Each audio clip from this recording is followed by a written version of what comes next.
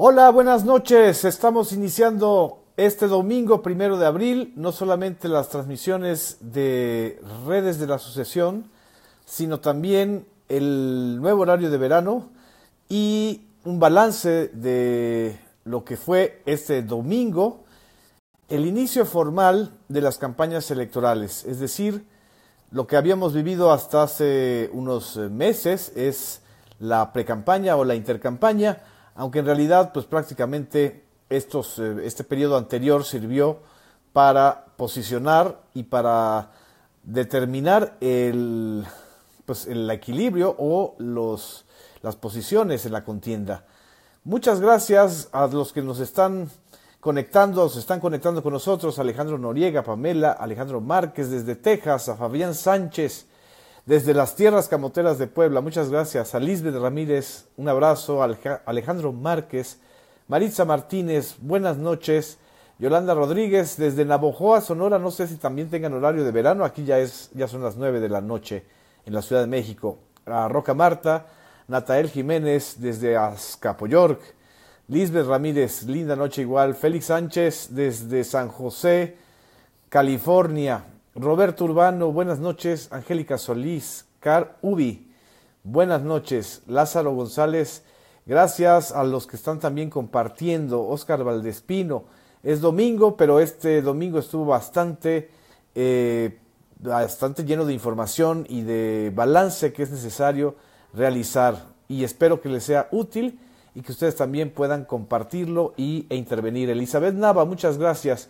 a los que nos están viendo en esta plataforma, que es la de Facebook Live, a los que nos están viendo también en la plataforma de YouTube y a los que nos están viendo en vivo en la página de Genaro Villamil, un servidor, o en la página de la revista Proceso.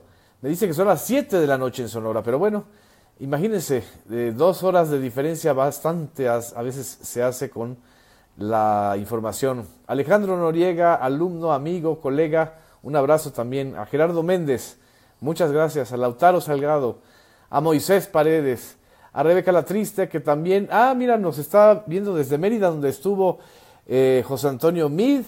Le hicieron los aluches unas travesuras ahí, que no pudo estar ni en un estadio de béisbol, ni en un evento en Canacín. Así está pasando. A Elizabeth Nava, besos también, querida. Y me dice que en Sonora no tienen horario de verano. En fin, desde Ciudad Victoria, Tamaulipas, muchas gracias. ¿Cómo empiezan las campañas? A Gabriel Villamil, mi hermano, muchas gracias. A Fidencio Villa. ¿Cómo empiezan las campañas? Pues bueno, la información es muy clara. La delantera la lleva Andrés Manuel López Obrador, según prácticamente todas las encuestas. El día de ayer, el periódico El País hizo una especie de balance o de métrica de las encuestas que se han realizado, de los sondeos, y según este balance que él hace, López Obrador tiene un 79% de posibilidades de ganar la presidencia de la República este 1 de julio del 2018, que significa que 8 de cada 10 indicadores demoscópicos están arrojando que López Obrador lleva la delantera. Anaya lleva alrededor de 24% y José Antonio Mid, el candidato oficial, apenas un 5%. A esta serie de análisis y de cruces de datos, pues se han sumado muchas cosas que se registran en la edición de esta semana, de este domingo, en la revista Proceso. Dice, rumbo al 1 de julio, a la brega, y bueno, básicamente los que están advirtiendo, aún con preocupación, pero de una manera cada vez más contundente, son los propios grupos financieros internacionales o los analistas como Goldman Sachs, consultoras o calificadoras como Goldman Sachs, y Citibank también ha hecho su propio análisis. Por supuesto, revistas que no pueden ser consideradas como proclives a la izquierda mexicana, como The Economist, una revista muy influyente en el mundo económico internacional, la revista británica, prácticamente da por un hecho que López Obrador llega a la presidencia de la República en estas condiciones. ¿Qué sucederá en 100 días? Bueno, ni siquiera son 100 días, son 91 días los que restan de aquí al 1 de julio. Es muy difícil revertir una tendencia de este tamaño, no imposible, pero evidentemente el arranque de las campañas nos va a dar una idea de cómo se están perfilando o manejando los candidatos presidenciales, los 4, Andrés Manuel López Obrador, José Antonio Meade y Margarita Zavala. Me dice, ¿por qué hacerle caso a las calificadoras? Fueron parte del fraude del 2008, me dice Roberto Urbano. Son documentos de análisis que se utilizan en el poder económico. Entonces, lo mismo hay que hacer análisis de las encuestas, que análisis de los sondeos, que análisis de prospectivas. Yo creo que nunca está de más tener la mayor parte de análisis, no descalificar ni uno solo, porque eso nos está dando un pulso de lo que está sucediendo en esta elección, en este proceso que sin duda alguna será el más importante del inicio de este siglo para México, por muchas razones, por la posibilidad de que gobierne un candidato de centroizquierda, por la posibilidad de que quede ya zanjada la historia de la tecnocracia que empezó hace 40 años en el país, y por la crisis que están viviendo los otros partidos, los partidos, digamos, que formaron parte del Pacto por México, como fueron evidentemente el PRI, el PAN fracturado y el PRD reducido a su mínima expresión, y la emergencia de una nueva fuerza política como es Morena. Pero bueno, lo que sucedió el día de hoy es que cada quien hizo sus actos de campaña en lugares que se presentan o se plantean como simbólicos o como claves por los mensajes que se quieren dar.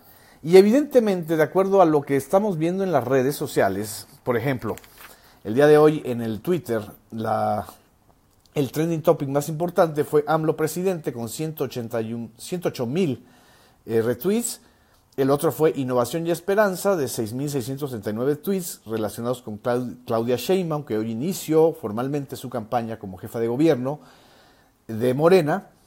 En tercer lugar, Yo con Meade, bueno, en segundo lugar a nivel nacional, con 41,000 tweets.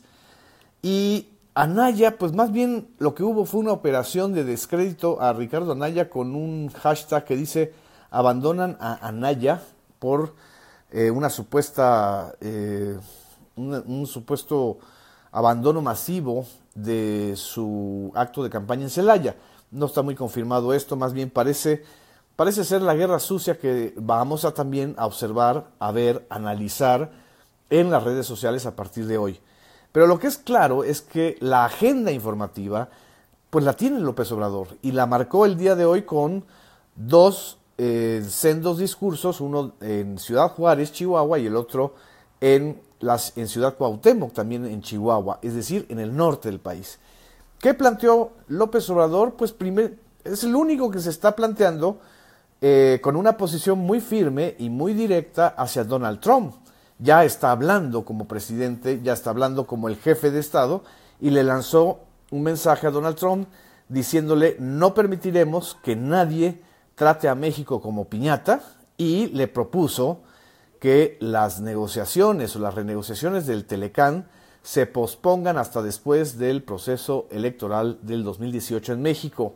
Por supuesto, Donald Trump no ha respondido, pero este día de hoy Donald Trump lanzó varios mensajes muy duros contra el programa DACA de los Dreamers, y por supuesto, una vez más amenazó con cancelar el Telecán si México no se hace cargo de su frontera sur. Nos quiere de policía en el sur de la frontera. Entonces, este tipo de mensajes empatan no solamente como nota nacional, como nota binacional, como nota que está planteando los términos de uno de los factores más conflictivos que vamos a ver en estos 90 días, que es qué va a pasar con el Telecán, qué impacto le va a dar a la economía mexicana la suspensión de las negociaciones, y si ha funcionado o no la llamada doctrina Videgaray, que es la doctrina de ponerse de tapete con Estados Unidos y en especial con Donald Trump. Estamos viendo que no sirve de tapete y que hay una respuesta, por lo menos por parte de López Obrador. El segundo eje de su discurso, o de lo que se ha tomado con mayor fuerza a través de los medios electrónicos, de las redes, ha sido el tema del nuevo aeropuerto. Reiteró que va a cancelar el proyecto del nuevo aeropuerto, que se construirá otro de 2 pistas en la base aérea de Santa Lucía, que va a proteger las Afores. Ese es el tema nuevo que salió durante los días anteriores al debate o a la polémica sobre el nuevo aeropuerto. Aquí hago una introducción para mandar los saludos a los que están apoyando a Pepe Mid, a los que están apoyando también a Naya, pero también a los que nos están mandando saludos. El tercer eje temático de los discursos del día de hoy de López Obrador, pues fue un firme llamado contra la corrupción, diciendo que son 500,000 millones de pesos al año lo que le cuesta al país la corrupción que hay en todos los niveles, que la corrupción, e hizo el símil de cómo se barren unas escaleras, la corrupción como a las escaleras hay que barrerlas de arriba para abajo, es decir, empezando por la presidencia de la República, y también planteó eliminar o descopetar de privilegios al gobierno federal, reducción de altos salarios, de prestaciones y de todo ese enorme costo de una burocracia que es un costo en gasto corriente que evidentemente cuesta y enoja a muchísimos mexicanos. Esto fue lo que planteó López Obrador y que ha sido replicado en varios medios de comunicación hasta el día de hoy. Mid, en un segundo eje de agenda informativa, en este caso, en el arranque de la campaña, por lo menos Mid se posicionó un poco más que Ricardo Anaya, diciendo que él será el primer presidente sin fuero, que tendrá un gobierno de gente decente. No sabemos si es sentido del humor extraño el de José Antonio Mid, porque al plantear un gobierno de gente decente quiere decir que el que actualmente tenemos es de gente indecente, o está queriendo decir que ninguno, o más bien ni un solo colaborador del gobierno de Peña Nieto pues va a participar en su futuro sexenio.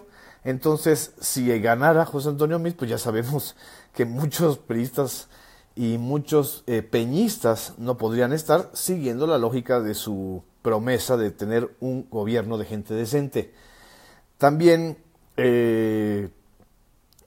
hizo una retórica que defenderá hasta con su vida los intereses de la nación. El evento, de manera extraña, no se hizo en el centro del país, sino en el sureste, en Mérida. Yucatán es de los pocos gobiernos priistas que quedan en la República bien calificado en términos de seguridad pública, pero también bajo el riesgo muy fuerte de perder la gubernatura en una contienda muy reñida con el PAN o con el Frente por México Unido al Frente, que es la coalición PAN, PRD, Movimiento Ciudadano.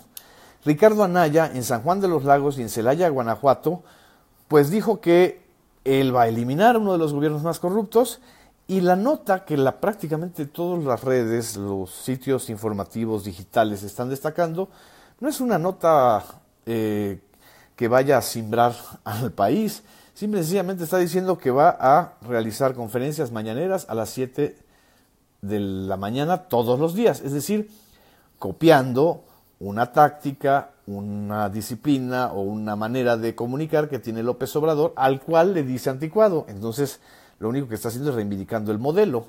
Ya el día de ayer, sábado, 31 de marzo, Anaya se comprometió a eliminar el IVA en la frontera, lo cual le puede acarrear bastantes apoyos por parte de empresarios y de sectores productivos de la frontera del país, que evidentemente desde que se aprobó la reforma fiscal ha sido uno de los puntos más delicados. En el caso de Margarita Zavala, pues se fue a Ecatepec, y llama la atención que el tema central del arranque de campaña de Margarita Zavala haya sido el combate al feminicidio, que es curiosamente el mismo tono y el mismo texto que tienen Ricardo Anaya, Alejandra Barrales y Margarita Zavala. El riesgo aquí es que Margarita Zavala empate su discurso con Alejandra Barrales, que es candidata a jefa de gobierno en la Ciudad de México, no candidata presidencial. Es decir, no está elevando Margarita Zavala el nivel de sus mensajes políticos a lo que justamente pues, se podría pensar de una de las candidatas, de la única candidata independiente, de los tres que tenían posibilidades de llegar a la candidatura presidencial independiente. Solo Margarita Zavala queda y, bueno, no por ser menos importante el tema del feminicidio, pero sí por ser un tema de una agenda que parece empatarse con el PAN. Y qué bueno que Margarita Zavala ponga el tema del feminicidio entre las prioridades, pero insisto, no resulta ser el mensaje del arranque de una campaña que parecería ser lo que uno planteaba, es decir, qué posibilidades o qué mensaje de Estado está planteando Margarita Zavala. Y bueno, pues aquí aprovecho para mandar otros saludos a los que nos están viendo. Me dice, ¿tantos feminicidios con Calderón? Pues sí, evidentemente el fenómeno del feminicidio se agudizó con la guerra contra el narco en México. Eso es lo que Margarita y Anaya están diciendo, que los feminicidios no solamente son por esta falta de prevención, esta falta de esta cultura del odio a la mujer, sino también por el nivel de violencia generalizado que existe en el país desde que en 2007, enero de 2007, se da prácticamente una luz verde a las matazones que hemos estado viviendo en el país. Me dice Google y YouTube haciéndole trabajo sucio al tal Mid. Ahorita vamos a hablar de este tema, porque parece que hay una fuerte inversión publicitaria del PRI para que privilegien los links y la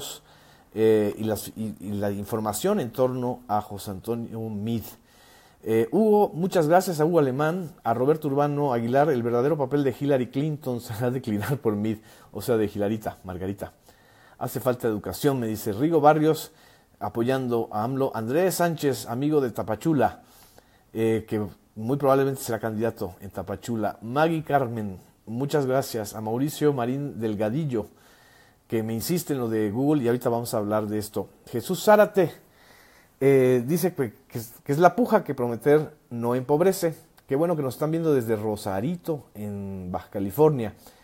Desde Houston, Texas, Carlos Alejandro. ¿Cómo están viendo, por cierto, los mexicanos con los que Carlos o otros que están en California están conviviendo o están informándose? Eso sería muy interesante que nos mandaran sus puntos de vista. Creo que vale la pena y valdrá la pena hacer un análisis de este tipo de fenómeno de los mexicanos en el extranjero.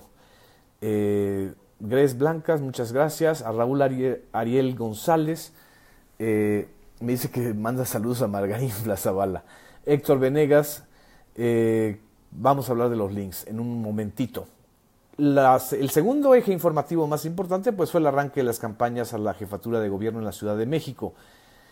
Claudia Sheinbaum, la candidata que encabeza las encuestas, exdelegada de Tlalpan, candidata a jefa de gobierno de Morena, lanzó un programa de una serie de propuestas muy importantes. Quizá desde mi punto de vista la mejor propuesta que hizo Claudia Sheinbaum fue en torno a la sustentabilidad de la Ciudad de México, a modificar todo este proyecto depredador que ha venido generándose en la Ciudad de México en los últimos años, pero la nota evidentemente fue la promesa de evitar las fotomultas, una verdadera industria que no sabemos exactamente a quién benefició o cómo ha beneficiado al erario capitalino, pero que ha enfurecido a muchos taxistas, automovilistas, a ciudadanos en general, por esta sensación de intrusión y de opacidad en torno a las fotomultas que se aplicaron en el gobierno de Miguel Ángel Mancera. También Claudia Sheinbaum dijo que ningún edificio, ningún multifamiliar, ninguna construcción en la Ciudad de México deberá ser derrumbada por un sismo y por la corrupción. El tema de Enrique Rebsamen o de la escuela Enrique Rebsamen la fue persiguiendo en las redes sociales a Claudia Sheinbaum. Lo que detectamos es que muchas de las cuentas provienen de los que apoyan a Alejandra Barrales, candidata del Frente y ex dirigente nacional del PRD. Alejandra Barrales está en la situación ahora de confrontación y está hablando del tema del Enrique Rebsamen, que evidentemente es un talón de Aquiles en la historia de Claudia Sheinbaum como exdelegada de Tlalpan. Pero si el Enrique Rebsamen es un punto negro en la historia de Claudia Sheinbaum, ¿qué me dice Alejandra Barrales de todos los problemas y de los cientos de elementos de corrupción que hay en el gobierno de Miguel Ángel Mancera y del PRD que ella dirigió, en torno a la falta de apoyo a los damnificados, el intento de devolver los deudores de la banca y, por supuesto, la corrupción en el INVI? De eso, pues Barrales no dijo nada, más bien hoy en el Monumento a la Revolución dijo: en esta ciudad no permitiremos el narcotráfico. Señora Barrales, pues si el que ha permitido el narcotráfico ha sido el gobierno de Miguel Ángel Mancera, que una y otra vez negó que existieran cárteles. ¿Qué quiere decir esto? Que entonces sí existen cárteles. ¿Cuáles son? ¿Cómo los va a combatir? ¿Va a hacer que el ejército ingrese a la Ciudad de México como lo han hecho en otros estados? Son este tipo de planteamientos que pueden sonar muy rimbombantes o muy de mano dura, pero ya sabemos los que vivimos en México y sobre todo en la Ciudad de México lo que significa dar carta abierta a la persecución del delito sin pruebas. Muchas gracias, saludos a Irma Cervantes, a Lisbeth Ramírez, a José Manuel Echenique, gracias, me dice que no es talón, es tendón de Aquiles. Lorenzo Gómez Martínez desde Cleveland, Tennessee, muchos de sus amigos van a votar por López Obrador.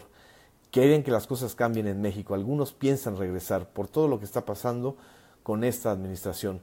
Esto, insisto, muchas gracias por sus comentarios y sobre todo los que están, los paisanos que viven en Estados Unidos, que nos puedan externar o compartir cómo están percibiendo esta campaña electoral que hoy inició.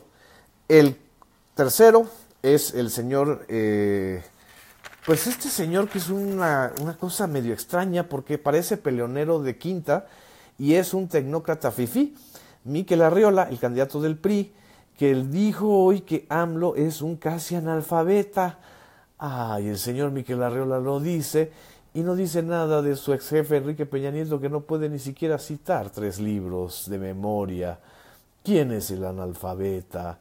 ¿Quién es el que alitera las cosas, el que cambia las capitales de la República, el que no tiene un buen español? ¿Quién es el analfabeta, señor Miquel Arriola? Es que el problema con los odios del PRI y también del PRD es que se dan balazos en el pie, por favor. O sea, hablarle narco en la Ciudad de México es remitirnos a Mancera, y hablar de analfabetismo pues es remitirnos a Peña. En fin. Y Miquel Arriola acusó a Anaya de ser un lavador de dinero.